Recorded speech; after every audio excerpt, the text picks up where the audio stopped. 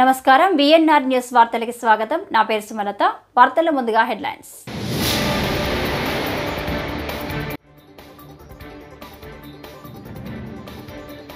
Parliament hall ముందు India కూటమి నేతల ఆందోళన.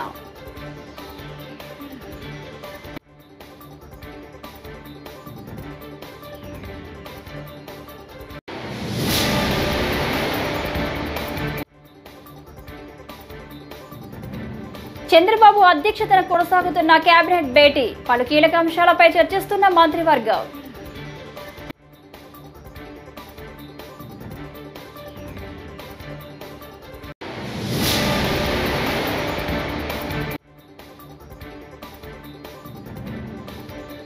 కూటమి ప్రభుత్వాన్ని నమ్మి రైతులు మోసపోయారు. కారుమూరి ధ్వజం.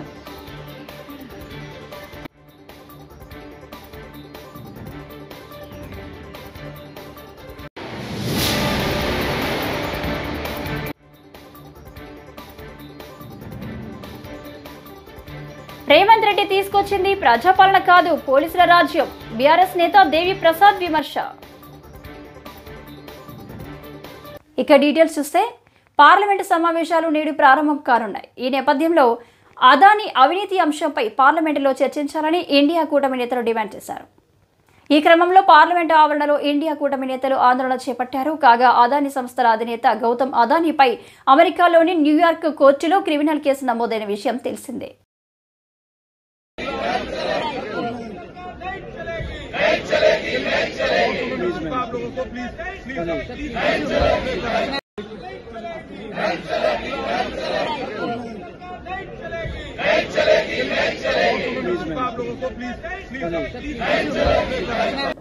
ఏపీ కేబినెట్ సమావేశం ప్రారంభమైంది. ముఖ్యమంత్రి చంద్రబాబు అధ్యక్షతన సమావేశం జరుగుతుంది. ఈ సమావేశంలో పలు పాలసీలకు కేబినెట్ ఆమోదం తెలపనుంది. AP textiles and garments policy, IT and global capacity centres policy, ఆర్టీజీని పునర్వ్యవస్థీకరించే అంశం, maritime policy, AP tourism policy, sports పాలసీలపై చర్చించి ఆమోదం తెలపనున్నారు. 41వ సిఆర్డీఏ సమావేశంలో తీసుకున్న నిర్ణయాలకు ఆమోద ముద్ర వేయనున్నారు. పొట్టి శ్రీరాములు వర్ధంతి అయిన డిసెంబర్ 15వ తేదీని ఆత్మార్పణ దినోత్సవంగా జరిపేందుకు ఆమోదం తెలపనున్నారు.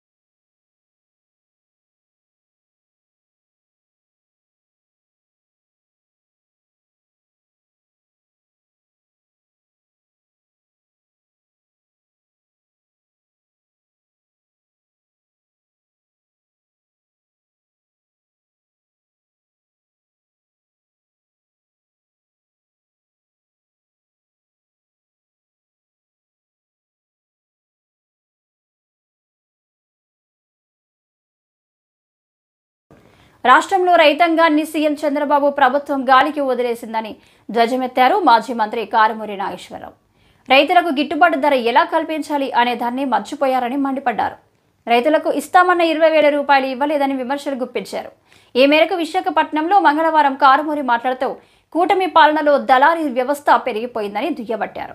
కూటమి సర్కార్లో దళారీ రొక్కం, రైతుకు దుఃఖం మిగిలిందని అన్నారు. వాళ్ళకి గిట్టుబాటు ధర కల్పించాలి, ప్రభుత్వం తరపున కొనుగోలు చేయడానికి ఏ రకంగా చర్యలు తీసుకోవాలి, అధికారుల్ని అప్రమత్తం చేయాలనే ఆలోచన ఏ మాత్రం కూడా లేకుండా కనీసం ఆ రైతులకి తోడుగా 20,000 రూపాయలు ఇస్తానని చెప్పిన అది ఎగ్గొట్టేసి ఈ క్రాప్ కూడా చేయకుండా ఇవాళ ఈ క్రాప్ చేస్తుంటే 1350 కోట్ల రూపాయలు రైతులకి నష్టపరిహారం వచ్చిండేది, ఇన్సూరెన్స్. అది కూడా చేయకుండా ఈరోజు పంట వచ్చిన దానికి ఫలితం లేకుండా దళారీ వ్యవస్థ పెరిగిపోయింది. దళారీకి రొక్కం, రైతుకి దుఃఖం. దళారీకి రొక్కం, రైతుకు దుఃఖం. ఈ రకమైన పరిస్థితిలో రైతుని నెట్టేశారు రోడ్డు మీద. ఇవాళ ఎక్కడ చూసినా సరే ధాన్యం కొనే నాదుడు లేక టోటల్గా దళారీ వ్యవస్థ పేటరేగిపోతా ఉంది. జగన్మోహన్ రెడ్డి గారు ఉన్నప్పుడు రైతే ఈ రాష్ట్రానికి, దేశానికి వెన్నెముక. రైతుని అన్ని రకాలుగా ఆదుకోవాలి, రైతునికి మేలు చేయాలి, మంచి చేయాలి. ఇవాళ మీరైనా నేనైనా భోజనం చేసాకే బయటకు వస్తాం. ఇప్పుడు టిఫిన్ చేసాం, మళ్ళీ ఇప్పుడు వెళ్ళి భోజనం చేస్తాం. వాళ్లే కనుక కారిని పాడేస్తే ఏంటి మన పరిస్థితి? ఏం తిని బతకాలి? ముఖ్యమంత్రి అయినా, ప్రధానమంత్రి అయినా, ఎవరైనా సరే. ఏడాది కాలంలో కాంగ్రెస్ ప్రభుత్వం ఉద్యోగులను మోసం చేసిందని బీఆర్ఎస్ నేత దేవి ప్రసాద్ విమర్శించారు. ఎన్నికల సమయంలో ఉద్యోగులకు ఇచ్చిన ఏ ఒక్క హామీని కూడా నెరవేర్చలేదని అన్నారు. 317 జీవోను అధికారంలోకి వచ్చిన 48 గంటల్లో నెరవేరుస్తామని హామీ ఇచ్చారని గుర్తు చేశారు. 317 జీవోపై వేసి కేబినెట్ సబ్ కమిటీ 6 నెలల తర్వాత ఇచ్చిన నివేదిక కొండను తవ్వి ఎలుకను పట్టినట్లుగా ఉందని అన్నారు. స్థానికత అంశాన్ని సబ్ కమిటీ పూర్తిగా విస్మరించిందని పేర్కొన్నారు. ఈ నివేదికపై ఉద్యోగ సంఘాలు కూడా నిరసన తెలుపుతున్నాయని అన్నారు. ఈ సందర్భంగా గుర్తు చేస్తా ఉన్నాను. ఎన్నికల సందర్భంగా ఉద్యోగులందరూ కూడా అనేక విషయాల మీద రేవంత్ రెడ్డి హామీలు ఇచ్చినప్పటికి కూడా ఏ ఒక్క హామీ కూడా ఈ సంవత్సర కాలంగా 7వ తారీఖు వస్తే సంవత్సరం అవుతుంది. ఈ సంవత్సర కాలంగా ఉద్యోగుల ఉపాధ్యాయుల సమస్యలకు సంబంధించి ఏ ఒక్క ముందడుగు కూడా పడలేదనేటువంటి విషయాన్ని మేము స్పష్టం చేస్తూ ఉన్నాం. 317 జీవో గతంలో మా ప్రభుత్వం ఇచ్చినటువంటి జీవోలో కొన్ని లోటుపాట్లు ఉన్నాయి. వాటిని సవరించాలని ఉద్యోగ ఉపాధ్యాయ సంఘాలు అనేక రోజులుగా అడుగుతూ ఉన్నాయి. రేవంత్ రెడ్డి గారు మేము అధికారంలో వస్తే 48 గంటల్లో 317 జీవోను సవరిస్తాం, దానివల్ల నష్టపోయినటువంటి కొంతమందికి మేము న్యాయం చేస్తామని చెప్పి వారు ఎన్నికల సందర్భంగా హామీ ఇచ్చారు. అధికారంలోకి వచ్చినాక అన్ని క్యాబినెట్ సబ్ కమిటీలాగే దీని మీద కూడా ఒక క్యాబినెట్ సబ్ కమిటీ వేసిండ్రు.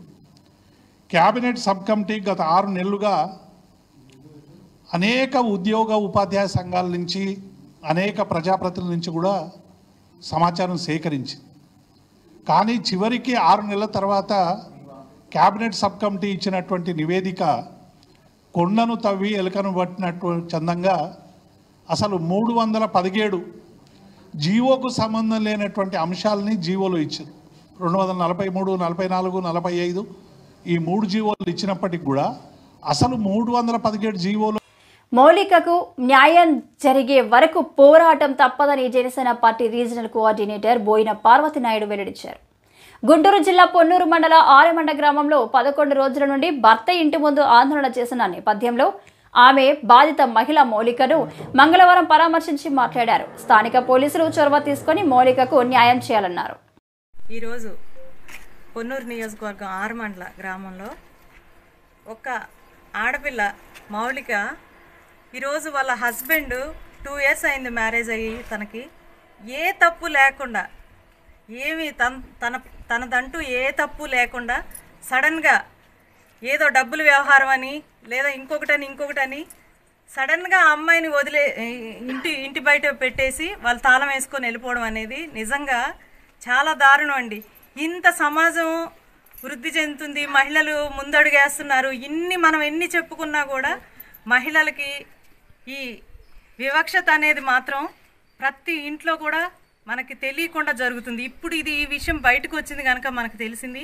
ఇలాంటివి ఎన్నో అత్తారింట్లో ఆడపిల్లలు ఈరోజు చాలా కష్టాలు పడుతున్న రోజులు ఉన్నాయి. అయితే నిజంగా మౌలిక చాలా ధైర్యంగా నేనే తప్పు చేయలేనప్పుడు పెళ్లి చేసుకొని తనకు నచ్చినట్టు నాకు అవసరం లేదు అనటానికి నాకు రీజన్ కావాలని ఈరోజు క్వశ్చన్ చేస్తుంది. నిజంగా ఆడపిల్లలు ఇలా ముందుకు వస్తేనే రేపు పొద్దున్న ఎవరైనా సరే, ఒకవేళ నువ్వు తప్పు చేయలేదు అన్నప్పుడు నువ్వు ముందుకు వచ్చి మాట్లాడడం నేర్చుకోవాలి. ఎందుకని దాక్కుంటున్నాడు అనేది నేను అడుగుతున్నాను అబ్బాయిని. ఈరోజు మా మహిళలందరి తరపున ఈ గ్రామం మొత్తం మహిళలు మద్దతుగా నిలిచారు ఆ అమ్మాయికి. మేమందరం కూడా జనసేన పార్టీలో మీ అందరికీ తెలిసిందే, ఆడపడుచుకి ఎక్కడ అన్యాయం జరిగినా కూడా పవన్ కళ్యాణ్ గారి దగ్గర నుంచి మేమందరం కూడా అండగా నిలుస్తాము. ఖచ్చితంగా ఇలాంటి వ్యవహారాలని, ఇలా ఆడపిల్లల్ని బాధ పెట్టే విషయాల్ని కూడా మేము తీవ్రంగా ఖండిస్తున్నాము.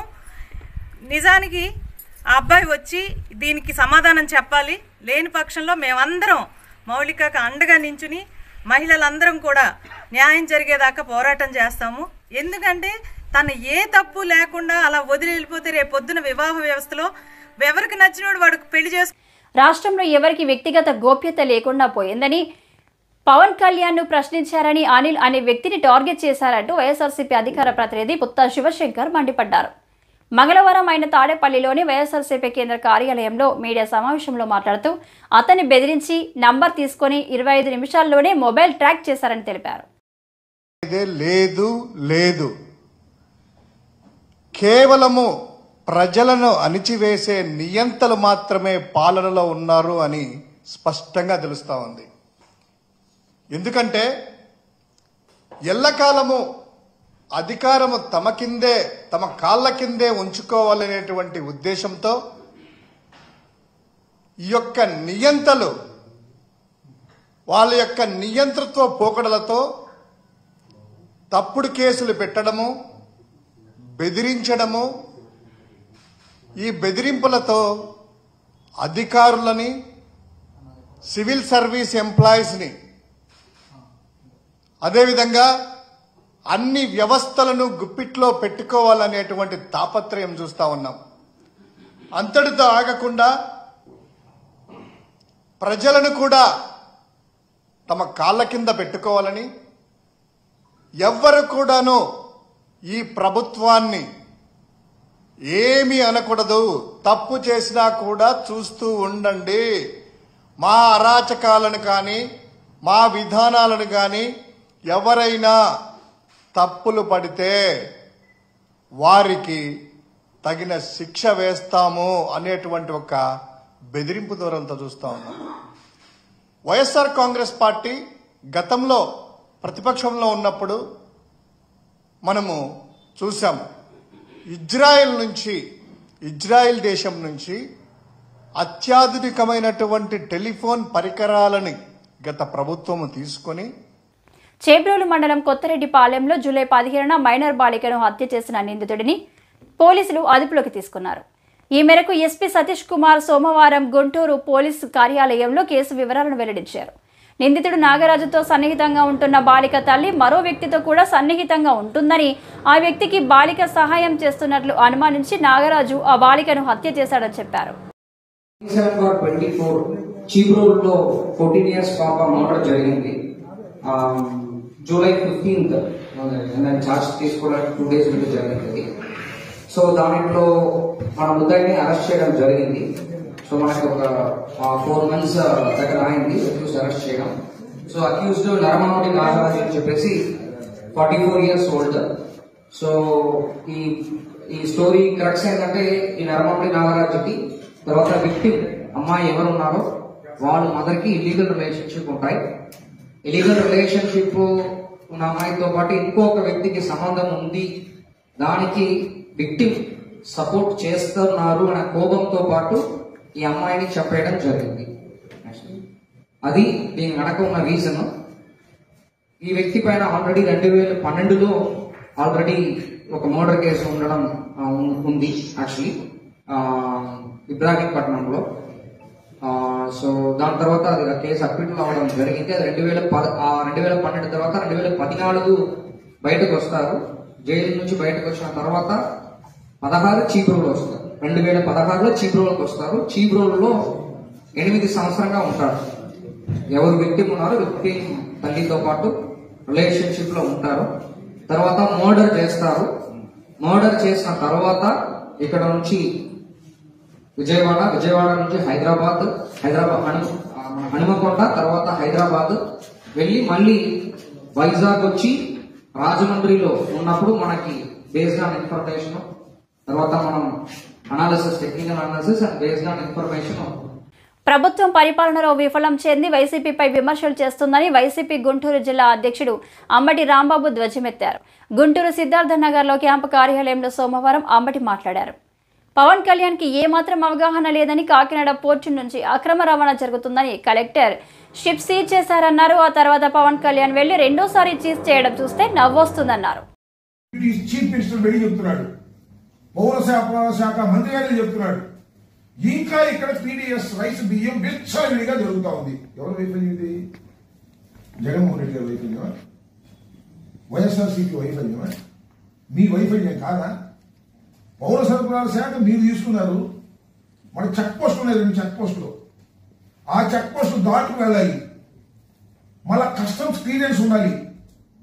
అయినా కూడా పీడీఎస్ రైస్ భారీ ఎత్తున ఎగుమతి జరుగుతూ ఉంది ఇతర దేశాలకి అనేటువంటి మాట మీరు మాట్లాడుతున్నారంటే అది నాట్ ఫీలింగ్ షై. మీకు సిద్ధం అనిపించడం లేదా? ప్రభుత్వం మీకు వచ్చిన తర్వాత కూడా ఇంకా మీ పీడీఎస్ రైస్ ఆపలేకపోయారే మీ భాషలో. అది అంటే అంత పెద్ద పోస్ట్ 20 మంది కానిస్టేబుల్ సార్ ఎంతమంది పెట్టాలి? పెట్టు, 2 లక్షల మందిని పెట్టు. ఎవరు కదన్నాడు? ఇప్పుడు మీ అధికారం వచ్చింది కదా, 5 మాసాల నుంచి పరిపాలన చేస్తున్నారు కదా, ఎందుకు మీరు పెట్టడం లేదు? తిరుచానూరు శ్రీ పద్మావతి అమ్మవారి కార్తీక బ్రహ్మోత్సవాల్లో 6వ రోజైన మంగళవారం సాయంత్రం గరుడ సేవను పురస్కరించుకొని శ్రీవారి స్వర్ణ పాదకుల ఊరేగింపు వైభవంగా జరిగింది. తిరుమల శ్రీవారి ఆలయం నుండి స్వామివారి స్వర్ణ పాదుకలను మొదట తిరుచానూరులోని పసుపు మండపం వద్దకు తీసుకువచ్చారు. అక్కడ ప్రత్యేక పూజలు నిర్వహించిన అనంతరం మంగళ వాయిద్యాలు, భజనలు, కోలాటాల నడుమ ఊరేగింపుగా అమ్మవారి ఆలయంలోకి తీసుకెళ్లారు.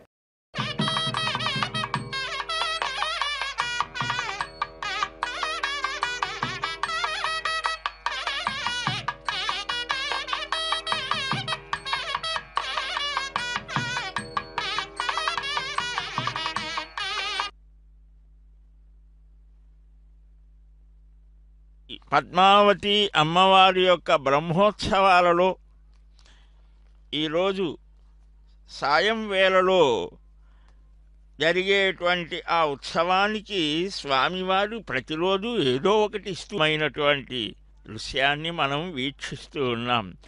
పుట్టినిల్లు క్షీరాబ్ధిపై మెట్టినిల్లు పరమకు ఉండేటువంటి విశేషం చాలా గొప్పదిట. ఎందువలనంటే ఆ పాదాలే కాళీని పడగల మీద నాట్యం చేశాయి. ఆ పాదాలు అహల్యని ఉద్ధరించాయి. ఆ పాదాలు ఆ బలిచక్రవర్తి శిరస్సున నిలిచాయి. ఆ పాదాల నుంచే ప్రభవించింది గంగ, పవిత్రం చేస్తోంది. ఆ పాదాలకు ఉన్నటువంటి విశేషాన్ని చూసి అమ్మ మురిసిపోయి, స్వామి నీ స్వరూపంలో విశేషమైనటువంటి ఆ పాదాలు ఎప్పుడు కూడా తులసితో నిండిపోయి ఉంటుందయ్యా, కానీ నేను కూడా మీ ప్రపత్తి మనం చేయాలి. అందుకనే ఆ శ్రీనివాసుడు స్వయంగా తన పాదుకలను, స్వర్ణ పాదుకలని పంపించారు. ఆ పసుపు మంటపం దగ్గర నుంచి ఆ పాదాలని ఉత్సవంగా తీసుకొని వెళ్ళడం. ఆ గరుడ సేవలో ఇద్దరూ కూడా గరుత్మంతుణ్ణి అధిరోహిస్తారు కదా. ఆ ఇద్దరిలో మరి ఒకరు దేవలోకం నుంచి బంగారు కమలాలు తెచ్చి ఆ మహాలక్ష్మి మంత్రాన్ని జపించి అర్చించు అనంటే ఆ స్వర్ణ కమలంలో 16 ఏళ్ల కన్యకగా శ్రీ మహాలక్ష్మి ఆవిర్భవిస్తోంది అని అశరీరవాణి చెబితే ఇక్కడకు వచ్చాడట శ్రీనివాసుడు. కుంతాయుధంతో తటాకాన్ని త్రవ్వాడు, వాయువుని స్మరించాడు, ఇంద్రానుమతితో దేవలోకం నుంచి బంగారు కమలాలు తెప్పించాడు, స్వర్ణ కమలాన్ని ప్రతిష్ఠించాడు. ఆ గంధర్వుడు వాయువు తెచ్చిన దివ్య కమలాలతో మహాలక్ష్మి మంత్రాన్ని అనుష్ఠిస్తూ అర్చన చేశాడు. దేనికోసం? మనకు వేదంలో ఈ 3 సంబంధమైనటువంటి శ్రీ సూక్తం, భూసూక్తం, నీలా సూక్తం, 3 సూక్తాలతో వేదం స్తుతిస్తోంది. కానీ ఇన్ని రూపాలలో దేనికోసం? భగవంతుణ్ణి. కాకినాడ పోర్టులో తనిఖీ చేసినప్పుడు స్టెల్లా షిప్లో దొరికిన పీడీఎస్ బియ్యాన్ని తనిఖీ చేసేందుకు 5 శాఖల అధికారులతో మల్టీ డిసిప్లినరీ కమిటీని ఏర్పాటు చేయడం జరిగిందని కాకినాడ కలెక్టర్ షణ్మోహన్, జిల్లా ఎస్పీ విక్రాంత్ పాటిల్ పేర్కొన్నారు. మంగళవారం కాకినాడ కలెక్టరేట్లో జిల్లా కలెక్టర్ షణ్మోహన్ సెగిలి, జిల్లా ఎస్పీ విక్రాంత్ పాటిల్ మీడియాతో మాట్లాడారు. కమిటీ ఆధ్వర్యంలో తనిఖీలు చేయడం జరుగుతుందన్నారు. అండ్ ఎక్కడైనా పీడిఎస్ రైస్ సంబంధించి అక్కడ ఇన్స్టెంట్ చెక్లో జరిగినవి ఇమ్మీడియట్గా సీజ్ చేయటం, ఆ సీజ్ చేసిన స్టాక్కి సంబంధించిన గోడౌన్ దగ్గరికి వెళ్ళటం, గోడౌన్లో ఇంకా స్టాక్ ఉంటే గోడౌన్ స్టాక్ సీజ్ చేయడం, ఈ ప్రాసెస్ మళ్ళీ స్ట్రెంథన్ చేయడం జరిగింది. అండ్ దానికి సంబంధించి ఏదైనా మనకి మీడియా వారి ద్వారా కానీ ఇంకెవరి దగ్గర ఇన్ఫర్మేషన్ ఉన్నా కూడా యూ కెన్ ఆల్వేస్ ఇంటిమేట్ మీ. మనందరి దగ్గర నా ఫోన్ నెంబర్ ఎక్కడ నాకు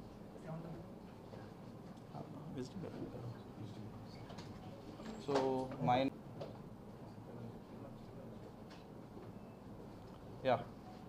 So 799-3332-244.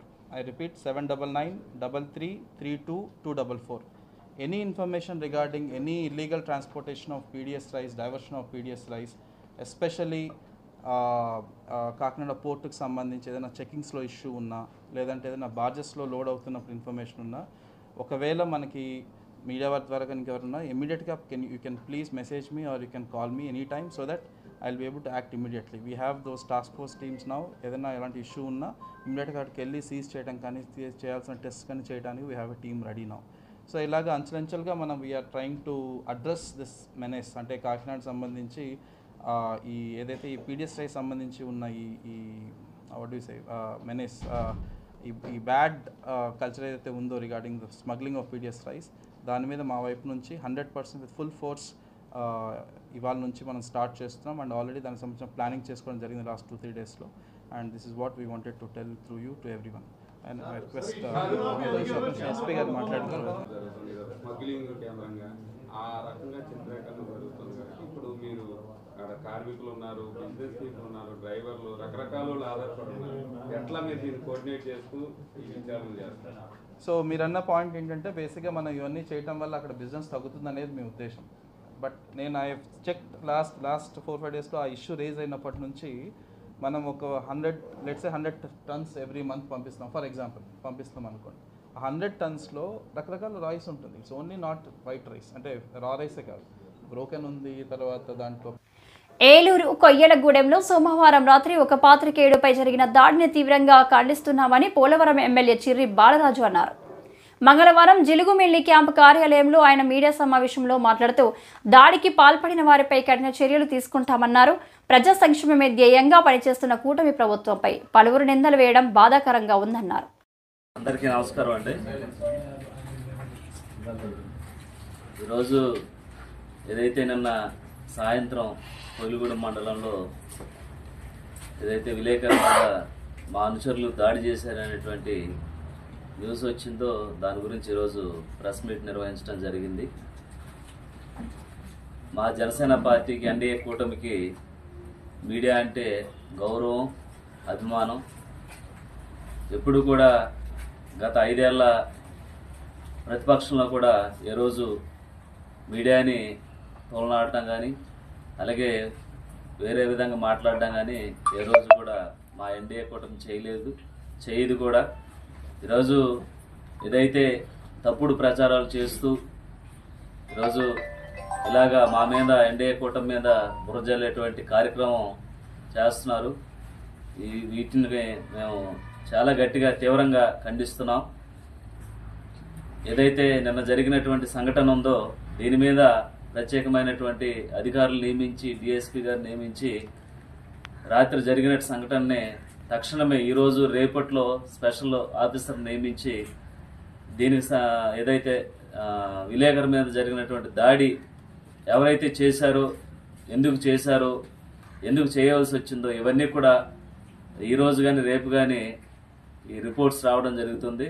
వచ్చిన వెంటనే ఎవరైనా సరే ఇలాంటి సంఘటనలు మళ్ళీ జరగకోకుండా ఎవరైతే ఇలాంటి పనులు చేసినటువంటి వారు ఉన్నారో వారిని తప్పకుండా శిక్షించేటువంటి కార్యక్రమం ఎన్డీఏ కూటమి తీసుకుంటుంది.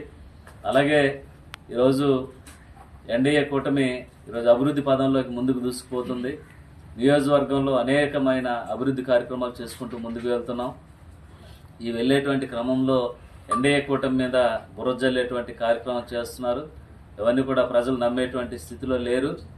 ఈరోజు ప్రతి ఒక్కరు కూడా ఒకటే గుర్తించాలి, ఈ ప్రభుత్వం మారిన దగ్గర నుంచి కూడా లా అండ్ ఆర్డర్ కానీ అలాగే అభివృద్ధి కానీ ఇవన్నీ కూడా. విద్యుత్ ఛార్జీలు పెంపుకు వ్యతిరేకంగా సిపిఎం ఆధ్వర్యంలో మంగళవారం బొబ్బిలి సింగారపు వీధిలో ప్రచారం చేసి నిరసన చేపట్టారు. విద్యుత్ ఛార్జీలు పెంపు నిర్ణయాన్ని వెనక్కి తీసుకోవాలని డిమాండ్ చేసిన సిపిఎం జిల్లా కార్యదర్శి వర్గ సభ్యులు పి శంకర్రావు ట్రూ ఆఫ్ ఛార్జీలు రద్దు చేయాలని కోరుతూ విద్యుత్ శాఖ కార్యాలయం వద్ద జరగనున్న ధర్నాను జయప్రదం చేయాలని కోరారు. కార్యక్రమంలో విజయమ్మ, కళావతి, సాయమ్మ పేదలు పాల్గొన్నారు. రాష్ట్ర వ్యాప్తంగా కరెంటు ఛార్జీలు పెరుగుతూ ఉన్నాయి. బహుశా రేపు మీకు బిల్లులు తీస్తారు. 15వ తారీఖు దాటాక ప్రతి వాళ్ళకి కూడా బిల్లులు పెరుగుతాయి. కాబట్టి ఇది చాలా అన్యాయమైంది, దారుణమైంది. కరెంటు ఛార్జీలు తప్పుడు ఒప్పందాలు ఆదానితో కుదుర్చుకొని ఆ భారం అంతా మీరు అంటే అధికారంలో ఉన్నటువంటి పార్టీలో అవినీతికి పాల్పడి ఆ అవినీతికి వాళ్ళు పాల్పడితే భారమే మనం భరించాలని చెప్పేసి ఈరోజు కేంద్ర రాష్ట్ర ప్రభుత్వాలు ఆ విధంగా మా మీద చేస్తున్నాయి. అలాగే స్మార్ట్ మీటర్లకు సంబంధించి ఇప్పుడున్న మీటర్లో ఈ రాబోయే రోజులు 2-3 మాసాల్లో మన ఇంటికి ఇప్పుడున్న మీటర్లు బిల్లు తీసి బిల్లు కట్టుకునే పద్ధతి ఉండదు. స్మార్ట్ మీటర్లు పెడతామని చెప్పేసి కేంద్ర ప్రభుత్వం ఆల్రెడీగా ప్రభుత్వ కార్యాలయాలకి బిగిస్తున్నారు. ఆ తర్వాత షాపులకి, కమర్షియల్ షాపులు ఇట్లాంటికి బిగిస్తారు. ఆ తర్వాత డొమెస్టిక్ అంటే మన ఇల్లులు ఏవైతే ఉన్నాయో వాటికి స్మార్ట్ మీటర్లు బిగిస్తున్నారు. ఈ వార్తలు ఇంతటితో సమాప్తం. నమస్కారం.